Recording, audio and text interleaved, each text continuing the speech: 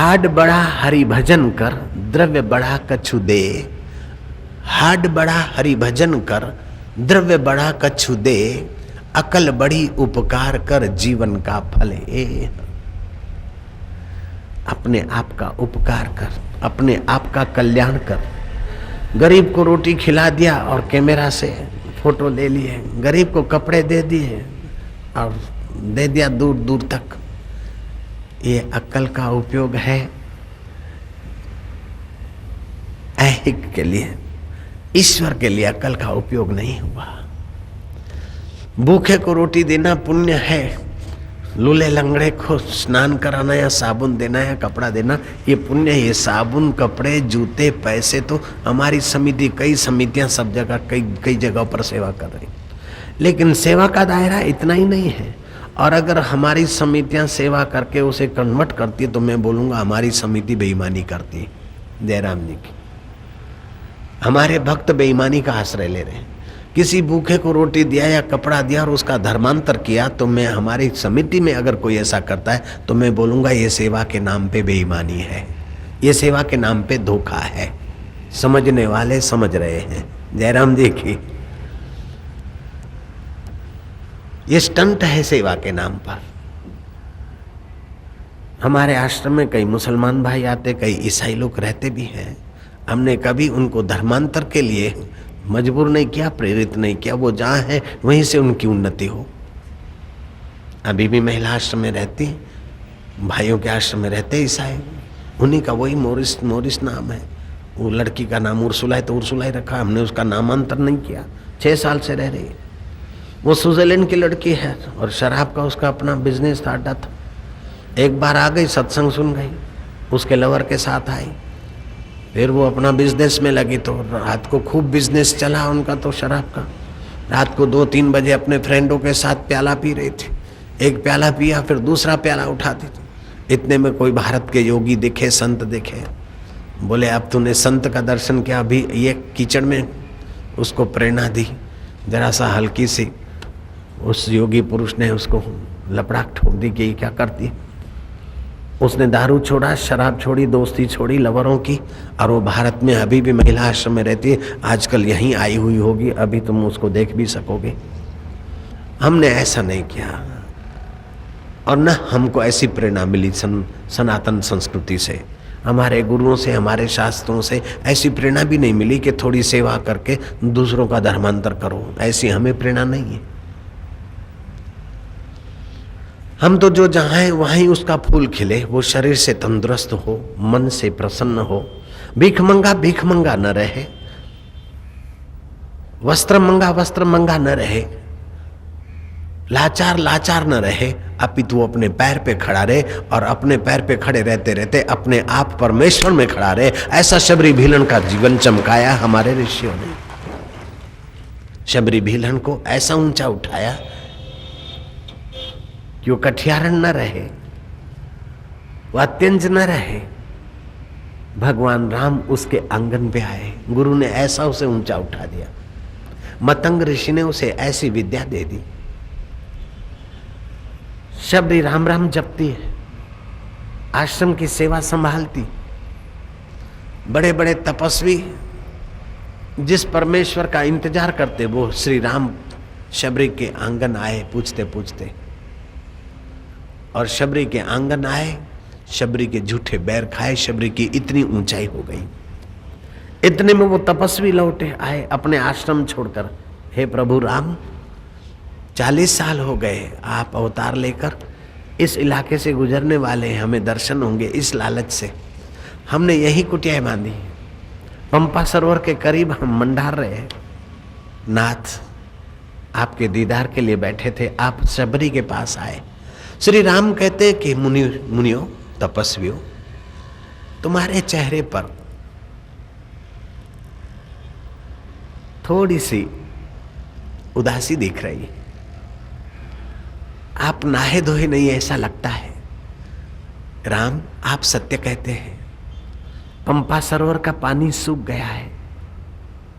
किसी अनजान कर्मकांडी सिक्खड़ साधु ने शबरी का अपमान कर दिया था, तब से पंपा सरोवर सूख गया। अब पंपा सरोवर की गहराई में खड्डे में थोड़ा सा पानी जैसा दिखता है, लेकिन मवाद और रक्त की बदबू और रक्त जैसा रंग। राम जी, हमने कई हफ्तों से स्नान नहीं किया है। कच्छ में वैसे ही दुष्काल, ये पंपा सरोवर वरदान था, लेकिन जिस दिन से मतंग ऋषि की सत शिष्या शबरी का अपमान हुआ, 30 दिन से प्रकृति ने मुंह मोड़ लिया है, पंपा सरोवर सूख गया है।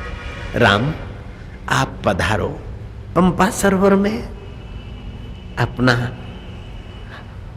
स्पर्श, अपना भगवतीय प्रसाद स्पर्श का प्रभाव छोड़ो, पंपा सरोवर शुद्ध हो जाए। राम जी कहते हैं कि मुझ में ये ताकत कहाँ, मेरे भक्त भीलन शबरी का अपमान हुआ, उससे प्रकृति नाराज हुई। प्रकृति को रिझाने का मुझ में सामर्थ्य नहीं है। एक उपाय है, अगर शबरी को हम लोग मना ले। राम जी कहते, शबरी तुम चलो पंपा सरोवर के उस मवाद और रक्त जैसे खड्डे में तुम अपना दाएं पैर का अंगूठा डुबा दो, प्रकृति रिझ जाएगी और पंपा सरोवर भर जाएगा। शबरी की आंखों से आंसू की धार चली। भगवान ने कहीं नहीं कहा मैं धनवानों का दास हूं, मैं सत्तावानों का दास हूं, मैं पहलवानों का दास हूं, मैं पहलवानों के पराधीन हूं, ऐसा कहीं नहीं कहा। भगवान ने यह कहा, अहम भक्त पराधीन हूं, मैं भक्तों के पराधीन हूं। भक्त मेरे मुकुटमणि, संत में मेरे मुकुटमणि, मैं संतन को दास। संतों की जूठी पत्तलें श्री कृष्ण ने उठाई। हम संतों के पास जाएं तो उनका आध्यात्मिक प्रसाद ले, न कि उनके साथ हम अपनी ही चतुराई का खिलवाड़ करें।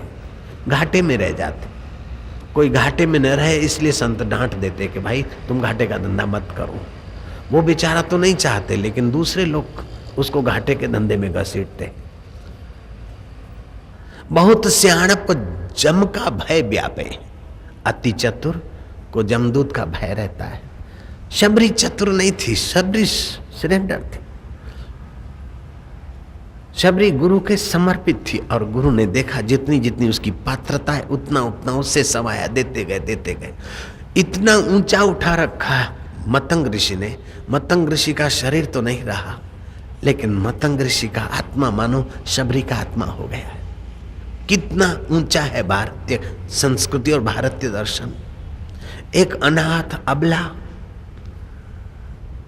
अत्यंत जिसको कोई पूछे नहीं, वैसे शबरी के यहाँ राम जी आते, जूठे बैर खाते। हमारी संस्कृति कितना उन्नत करने का सामर्थ्य रखती है।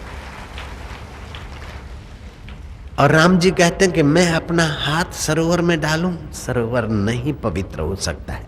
मेरी भक्त शबरी जिस पर गुरु की कृपा है, वह शबरी अगर दाएं पैर का अंगूठा डाल देती है तो सरोवर पावन हो जाएगा। शबरी की आंखों से आंसू टपके। प्रभु, इतना इस दासी को, इस नाचीज को। बोले, शबरी तू नाचीज नहीं है, तूने सेवा दिखावटी सेवा नहीं की, सच्ची सेवा की। मैं तो भारत की हजारों हजारों नारियों को जानता हूं जो गरीबों को रोटी देती है, खिलाती है, कपड़े देती, जयराम जी की, और उनका धर्मांतर करने की मलिन मुराद नहीं रखती है। ऐसी लाखों लाखों महिलाओं को मैं जानता हूं, जयराम जी की। और ऐसी देवियों को भी जानता हूं जिसने एक पति किया, फिर पति चाहे शराबी हो, चाहे ईमानदार हो, चाहे बेईमान हो, लेकिन उस पति को परमात्मा रूप मानकर निभाती है उससे। और ऐसी व्यक्तियों का भी बोलबाला हो रहा है जो अपना एक पति छोड़ के दूसरा करती है, दूसरा पति होने पर भी तीसरा लवर करती है, चौथा करती है, पांचवा करती है, और उनकी कारें करोड़ों रुपए में बिकती है एक्सीडेंट की। क्या हो रहा है देश में समझ में नहीं आता। और बोलने की किसी की हिम्मत भी नहीं चलती। ये भी आश्चर्य है, कैसे दिल दिमाग हम लोगों के पाश्चात्य जगत से इंप्रेस हो गए, प्रभावित हो गए, बिक गए, समझ में नहीं आता।